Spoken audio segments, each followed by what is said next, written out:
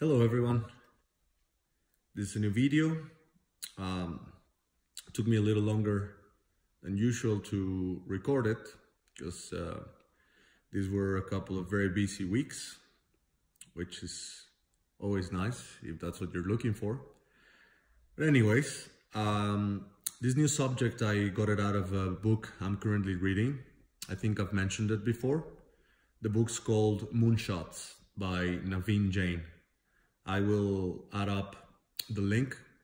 It's definitely worth your time. And I think I've also talked about the concept of moonshot before. It basically is thinking in the largest possible way. Like visualizing your largest, most extraordinary dream and then multiplying that by 10 times or 100 times. That's what a moonshot is. Now from this book, there's a section of it that speaks about mindset. And I find this extremely interesting because it makes a direct comparison between an abundance mindset versus a scarcity mindset. And the way Naveen takes the subject, it's really simple to understand, and this is why I chose to speak about it. First of all, the term scarcity comes from the early definitions of economics, which in plain and simple terms are a finite number of resources divided between X amounts of people. This means that if there's a total amount of 10X, and I hold 8, it means that the rest of it, which is 2, it's going to be divided amongst the people participating in this exchange. And this has been the base for economic development up till now.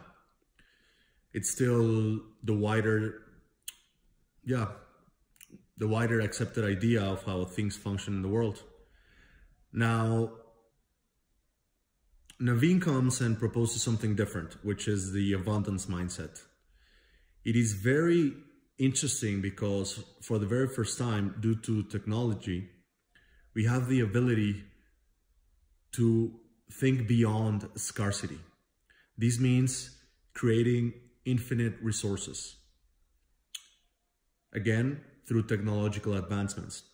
In the book, he gives specific examples of how this happened.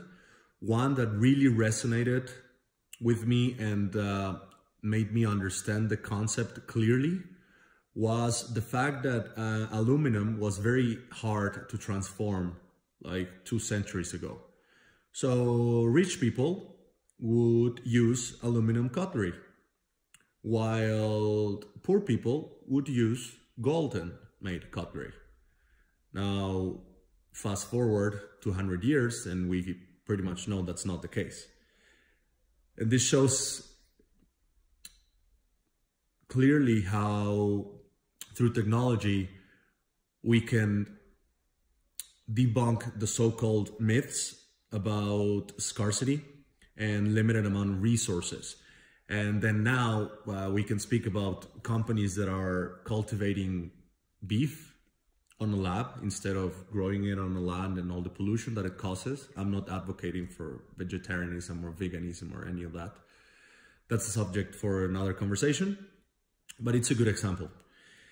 Basically, what piqued my interest was the fact that when we focus on abundance, first of all, there's a feeling of expansion from our being towards the universe. And it's really helpful because it helps us to consider different possibilities that would otherwise be limited by our preconditioned judgments or our preconceived notions about what's real, possible, and what not. So just by switching gears and allowing our creativity to just flow in a somehow playful and limitless way, we can reach to new peaks of consciousness and understanding about the nature of reality, but in more practical terms, if we have a problem or we're facing a situation or we want to change something, or if we are working on our moonshot, then this exercise actively helps us to consider different scenarios. And finally, something that the author of Moonshots is very clear about is that it's not about knowing how to get there, so to speak. It's about visualizing what's possible. Regardless if we have or don't have the technology yet, or we know the action steps towards X or Y goal, it's just a matter of actually removing the created boundaries, either self-created, self-imposed, or otherwise, to actually reach new heights of creative expansion, which is really useful to tackle practical and actual problems of the world. This is what exponential technology is doing. This is what a certain kind of entrepreneurial projects are aiming. This is what Viome, his company, and some others are doing. So this is just a very brief introduction about what is proposed in the book, but I believe it's worth reflecting upon it and making a conscious exercise out of it. At the very least, I guarantee you free entertainment. So if you decide to check it out, then enjoy, and you'll hear from me soon. Bye-bye.